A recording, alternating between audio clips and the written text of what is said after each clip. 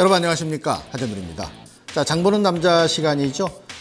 오늘 장은 아마 일전에 제가 철도에 관련돼서 잠깐 말씀드린 적이 있었습니다. 자, 그런 부분을 조금 다른 시각에서 다시 한번 볼 필요가 있어서 철도 관련된 부분에서 시장을 함께 보시도록 하겠습니다. 자, 타이틀을 그래서 다시 보자 철도주 이렇게 달아놨는데요. 예전에 무슨 뭐 꼭 표 같죠? 다시 보자 철도주. 이 철도주를 왜 다시 볼 시점에 왔느냐 하는 부분만 이제 말씀드린 중간에 나오겠습니다만, 이게 화면에 보이시는 게 철도, 뭐 그림으로 표시된 겁니다만은, 이 철도가 예전에 보니까 벌써 1804년도면은 뭐 엄청나게 오래된 그런 교통수단이더라고요. 근데 갈수록 교통수단으로서 수송 분담률이 자꾸 떨어지는 상황으로 가잖아요. 그러다 보니까 그거 다시 확보해 보려고 어떻게 합니까? 속도를 내고 막 이렇게 가는 거죠. 막 300km 이상 달리고, 그죠? 그러니까 그런 쪽으로 해서 철도 시장이 자꾸 키워지려고 하게 되면은, 철도 수송 분담률이 늘어나게 되면 뭐 그러한 쪽에 관련돼 있는 종목들, 기업들 기회가 더 많이 생기는 거죠. 근데 계속해서 그런 정책은 취해질 수밖에 없는 것이, 뭐 사통팔달이 되는 곳이 예전 같으면 있었지만 요새는 뭐 워낙에 새로운 길이 많이 생기다 보니까 그런 쪽에도 철도가 뭐 우리가 알고 있는 이런 철도가 아니라도 아주 짧은 기간의 철도라도 뭐 그런 것들도 관련 기업에 영향을 줄 수 있는 만큼 철도에 대한 부분은 주목해서 보시는 게 좋을 것 같고요. 자, 이게 우리 알고 있는 KTX입니다. 예전에 뭐 KTX 전에 새마을호 있었죠. 새마을호. 엄청 빠른 줄 알았어요, 그때는. 근데 지금은 KTX가 2시간대로 부산을 가버리니까 새마을호 타면은 지뢰에서 못 갈 정도로 시간 차이가 많이 생기는 것이 느껴집니다. 그만큼 갈수록 속도가 빨라지면서 수송 분담 능력이 커진다면 뭐 이쪽을 자꾸 확대하는 거 당연할 거 아니겠습니까? 그죠? 그래서 그런 부분을 좀 주목해 보시라는 의미고요. 요거는 그게 이제 그 새마을호 모양은 더 이쁘죠, KTX보다. 근데 이게 새마을호가 조금 더 발전돼서 저기 써 있죠, 저 첫 번째 차량 앞에 ITX라고. 이것도 이제 그 속도가 빨라지고 뭐 이런 부분에서는 요구 사항이 나오니까 그 수요가 있으면 당연히 이제 공급을 하는 거죠. 그런 쪽에 KTX보다는 조금 못하더라도 그런 쪽으로 이렇게 뻗어나가는 걸 보면은 철도 산업 자체가 예전에 그냥 기차가 아니고 이제는 모양도 있어야 되고 속도도 내야 되고 뭐 이런저런 질적면이 많이 강조되다 보니 관련 기업들에 대해서도 그런 쪽에서 주목해야죠. 휴대폰이 이뻐지고 모양이 더 작아지고 슬림화되면서 능력이 커지면 휴대폰가 비싸지잖아요. 그래서 우리가 휴대폰 모바일 관련 종목을 주목하는 것처럼 같은 연장선상에서 볼 필요가 있다는 얘기입니다. 자, 이게 이제 예전에 우리 그 철도, 지금 현재가 아니고 예전에 1920년대 철도가 이렇게 단순했었습니다. 엄청 단순하죠. 이런 단순하고 기차도 증기 뭐 이런 게 썼었겠죠, 예전에는. 근데 이런 단순했던 그 철도가 지금 엄청나게 복잡화되면서 전국을 다 꿰뚫고 있는 게 철도죠. 뭐 철도만 가지고 전국 일주도 할 정도로 많이 돼 있기 때문에 철도 산업이 발전되는지, 어디에다가 철도를 놓는지, 또 기존에 있던 철도 단선을 복선으로 만든다, 뭐 이런 얘기 나와도 관련 종목이 움직일 수 있는 상황만큼 꼭 우리가 체크해 볼 필요가 있는 그런 부분이라는 그런 말씀 다시 한번 드리고요. 근데 이건 뭐냐면요, 여기 지금 철도 레일인데 꽃 펴 있죠? 기차가 안 다니는 거.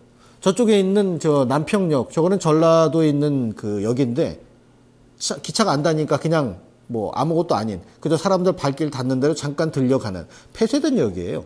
그러니까 이렇게 역이 많이 있던 역이 줄어든다는 건 뭘 얘기를 하느냐. 빠른 기차가 가다가 쓰고 KTX가 가다가 쓰고 하면 KTX의 본래 목적과는 거리가 멀어지잖아요. 그래서 이런 것도 생각해 보시는 겁니다. 중간중간 간이역이 많았던 것이 자꾸 없어진다. 그럼 속도가 빨라지는 거거든요.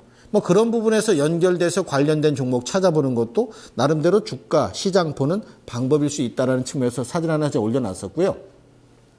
요거는 우리나라가 아닙니다. 여기 우리나라 있잖아요. 여기 일본 있고, 이게 중국이에요. 중국. 다음 표에도 비슷한 거 하나 만들어 놨는데요.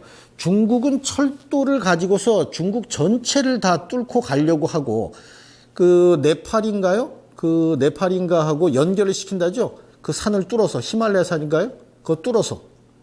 그거 뚫고 지나가서 만들겠다는 그런, 뭐 아주 좀 황당할 수도 있지만은 그런 전략을 세우고 있는 걸 봐서는 우리나라 기업들이 중국 철도 산업이 커지는 것을 그냥 앉아서 바라볼 이는 없겠죠. 그죠?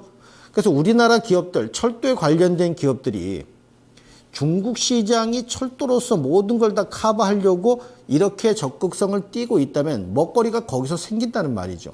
우리가 먹는 거, 식음료만 가지고 중국 가는 거 아니고 엔터, 영화, 음악만 가지고 가는 게 아니고 실질적으로 이런 산업화된 쪽에서도 실질적인 수익을 챙길 수 있는 기업들이 존재를 합니다. 그러니까 중국의 철도 산업이 얼마나 커지는지도 주목을 해야 되는데 바로 이겁니다. 여기가 북경 베이징입니다.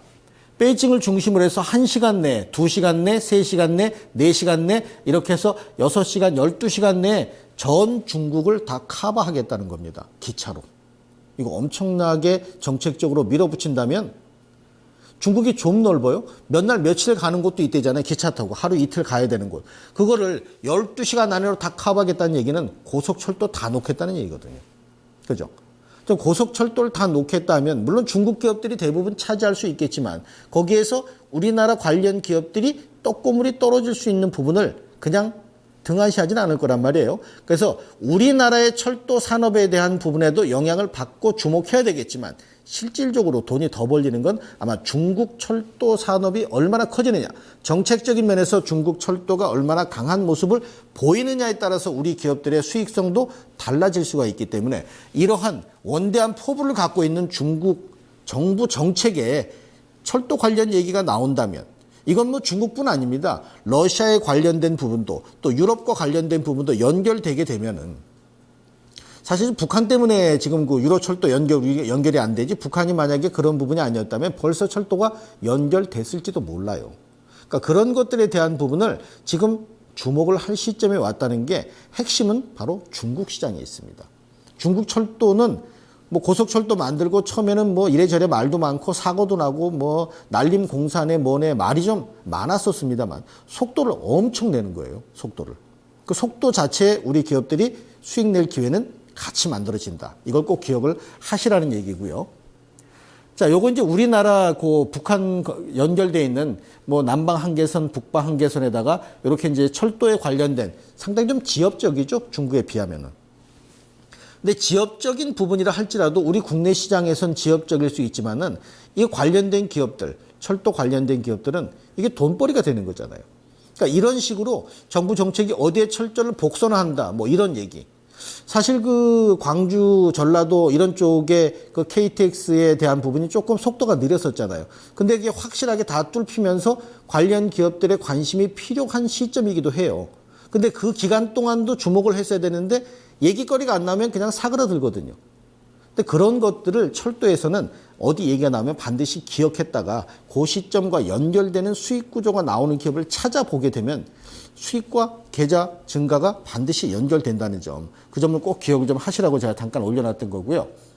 철도 여객 현황을 잠깐 보겠습니다. 여기 최근 업데이트한 게 없어갖고 2012년 것까지만 좀 올려놨습니다만은 여기 그 파란색이 철도 여객 수송량이고 위쪽은 간선 여객, 그러니까 중간중간에 작은 거.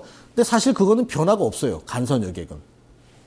이게 결국 조그만 역사들이 없어지는 거. 속도가 빨라지니까 중간중간 필요가 없다는 거예요. 그죠? 근데 실질적으로 이 철도의 여객 수송량은 엄청나게 늘어나거든요. 꾸준하게 늘어나죠. 엄청나게가 아니라 꾸준하게. 근데 간선역은 그런 게 아니라고 본다면은 철도에 관련돼서는 바로 장기적인 이 멀리 가는, 그러니까 장거리 여행에 관련된 부분, 이런 부분의 시장성이 커진다면 관련 기업의 주가가 커질 수 있다는 지역적인 부분보다 그 점을 좀 주목해 보실 필요가 있겠고요. 관련 종목입니다. 여기 주가 제가 다 빼놨어요. 주가를 올려놓으니까 좀 왜곡되는 그런 그 반응을 받을 수 있을까요? 주가 다 빼고 그냥 현재가만.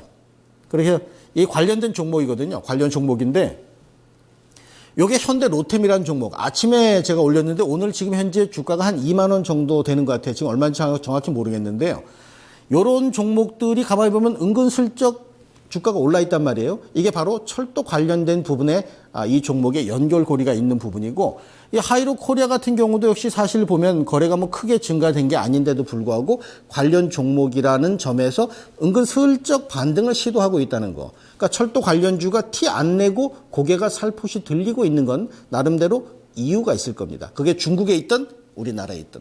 그걸 꼭 여러분이 한번 찾아서 체크를 해 주시기 바라겠습니다. 자, 오늘 장 보는 남자는 여기까지 하도록 하겠습니다. 감사합니다.